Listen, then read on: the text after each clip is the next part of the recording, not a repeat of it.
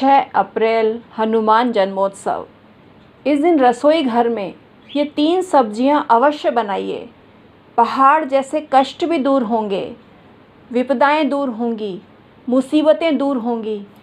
ये 3 चीज़ें भगवान को अति प्रिय हैं और इन 3 चीज़ों का भोग अगर आप लगाते हैं, ये 3 सब्जियां अपने रसोई घर में अगर आप बनाते हैं तो आपको बहुत फ़ायदा होता है।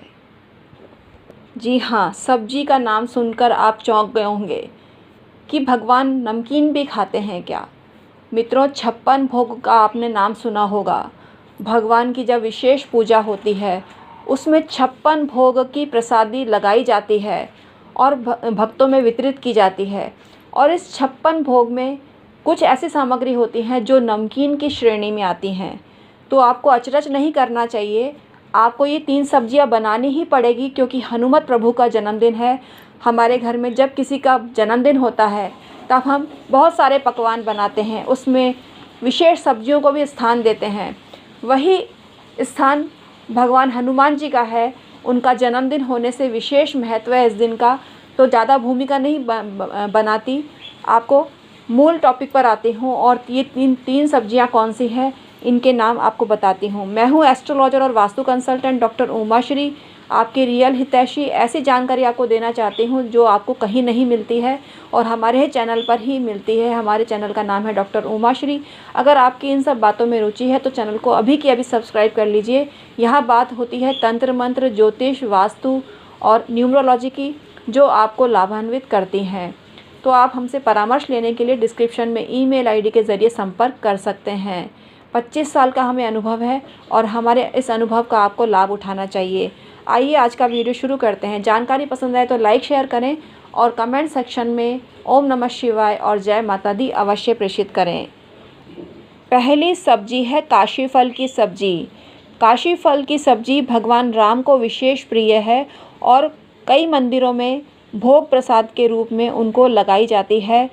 और ये इसलिए बता रहे हैं कि जो भगवान विष्णु के मंदिर में भी इसका भोग लगाया जाता है, चाहे लक्ष्मी नारायण मंदिर हो, तिरुपति बालाजी का मंदिर हो, लक्ष्मी वेंकटेश्वर का मंदिर हो, वरदराज मंदिर हो, चारभुजा जी, चतुर्भुज जी का मंदिर हो, और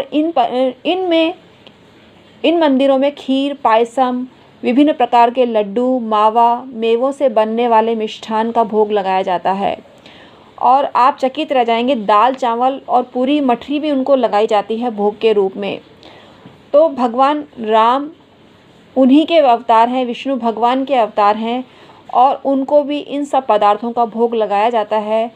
जैसे नरसिंह भगवान विष्णु भगवान के अवतार हैं, श्री राम जी विष्णु भगवान के अवतार हैं और हनुमान जी को वो सभी पदार्थ प्रिय हैं जो उनके आराध्य हैं, श्री राम को प्रिय हैं। इस नाते आप काशी फल का भोग लगा सकते हैं, तुरई की सब्जी का आप भोग लगा सकते हैं, इससे भी आपको लाभ होता है। वैसे हनुमान जी को चूरमे के लड्डू का भोग लगाया जाता है, बेसन व बूंदी के लड्डू का भोग लगाया जाता है। उनको गुड़ और भुने चने विशेष प्रिय हैं। आज के दिन यानी आप 6 अप्रैल को केले की सब्जी भी बना सकते हैं, क्योंकि केले हनुमान जी को चढ़ाए जाते हैं और केले उनके नाम से बंदरों को भी वितरित किए जाते हैं। तो सभी तरह के फल और मिठाई का उनको भोग लगा सकते हैं। उनको रोट विशेष प्रिय होता है, तो रोट का अगर आप भोग लगाते हैं गुड़ रखकर तो आपको ज़बरदस्त फ़ायदा होता है और पहाड़ जैसे कष्ट भी आपके मिट जाते हैं। 56 भोगों की आप अगर बात करें तो 56 भोग के अंतर्गत ये सभी सामग्री आती है। लड्डू, पेड़ा, घेवर, फीणी, मठरी, बालूशाही, खीर, मलाई, रस मलाई, बूंदी, इमरती, मालपुआ, मेवा बाटी, खीर, जलेबी, खोआ, बर्फ़ी, रसगुल्ला, रसभरा, मोहन भोग, कलाकंद, खुरचन, चंद्रकला, रबड़ी, रस्तर, मोतीचूर के लड्डू, चूरमा, मोतिया लड्डू, चौगनी के लड्डू, सिकरण, मक्खन बड़ा, मोतीकंद, सेव यानी नमकीन में आ गया, कचौरी, पपड़ी, पापड़, मीठी कचौरी, खाजा, दही बड़ा, समोसा, मावे का पेठा, मोहन थाल, नारियल की बर्फ़ी, पिस्ता की बर्फ़ी, काजू की बर्फ़ी, बादाम की बर्फ़ी, सभी तरह के अचार, सुनिएगा, अचार का भी भोग लगाया जाता है 56 भोग के अंतर्गत।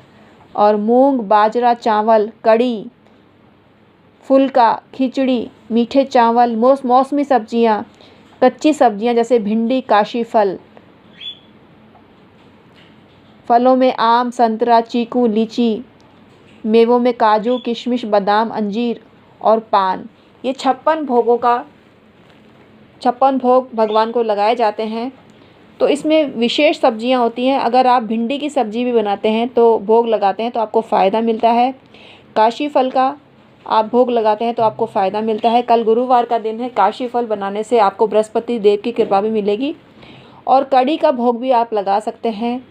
कड़ी का भोग लगाया जाता है कई जगह, तो आपको कड़ी का भोग भी लगाना चाहिए। तो कल के दिन आप कड़ी बनाएं, काशी फल बनाएं और तोरई की सब्ज़ी बनाते हैं या केले की सब्ज़ी बनाते हैं तो आपको अत्यंत लाभ होगा और पहाड़ जैसे कष्ट भी आपके मिट जाएंगे। तो आज की वीडियो आपको कैसी लगी हमें कमेंट करके अवश्य बताना। कम्युनिटी पोस्ट में जाकर हमारे पॉपुलर अपलोड चेक करिए, आपको फ़ायदा होगा। अभी 1000 रुपये में जन्मपत्री से संबंधित एक सवाल पूछ सकते हैं। 1000 रुपये देकर वास्तु से संबंधित एक सवाल पूछ सकते हैं और 1000 देके अपने पाम प्रिंट भेजकर एक सवाल उससे रिलेटेड पूछ सकते हैं। तीनों ही सेवाएं आप लेना चाहते हैं तो आपको 3000 अदा करने पड़ेंगे। ये ऑफ़र सोमवार से चालू हो चुका है और अगले सोमवार तक विद्यमान रहेगा। तो इस अवधि में आप 1000 रुपये जमा करके एक सवाल अपनी जन्मपत्री से संबंधित पूछ सकते हैं। अगर आपको पाम रीडिंग भी करानी है तो 1000 उसका भी देना पड़ेगा। और वास्तु दोष अपना नक्शा भेजकर चेक करवाना चाहते हैं कि आपके घर में कौन सा महान वास्तु दोष है जिसके निवारण की आवश्यकता है, हम वास्तु दोष चेक करके निवारण और उपाय भी बताएंगे आपको। और पाम रीडिंग चेक करके आप जो एक सवाल पूछना चाहते हैं, अपने दोनों हाथों के प्रिंट भेजने पड़ेंगे। वो भेजकर आप पाम रीडिंग से संबंधित सवाल पूछ सकते हैं, एक सवाल, और अपनी जन्मपत्री से संबंधित एक सवाल आप पूछ सकते हैं मात्र 1000 रुपये को जमा करा के। तो आज का वीडियो समाप्त करते हैं। अपनी जन्मपत्री भेजने की ज़रूरत नहीं है, date of birth, time of birth और प्लेस ऑफ बर्थ आपको भेजना पड़ता है। अगर ये जानकारी उपलब्ध नहीं है, आपके पास date of birth, time of birth और प्लेस ऑफ बर्थ नहीं है, तो आप अपने पाम रीडिंग करवा सकते हैं। पाम रीडिंग के तहत एक सवाल पूछ सकते हैं, दोनों हाथ के प्रिंट आपको भेजने पड़ते हैं। और वास्तु का नक्शा भेजकर जो कहाँ क्या बना हुआ है उसको भेजकर आप वास्तु दोष भी 1000 रुपये में चेक करा सकते हैं। जहाँ लाखों लोग हज़ारों रुपये देते हैं वास्तु दोष निवारण के लिए वास्तुशास्त्रियों को, तो हमें 25 साल का वास्तु का अनुभव है, हमें 25 साल का ही पाम रीडिंग का अनुभव है और हमें 25 साल का ही जन्मपत्री का अनुभव है।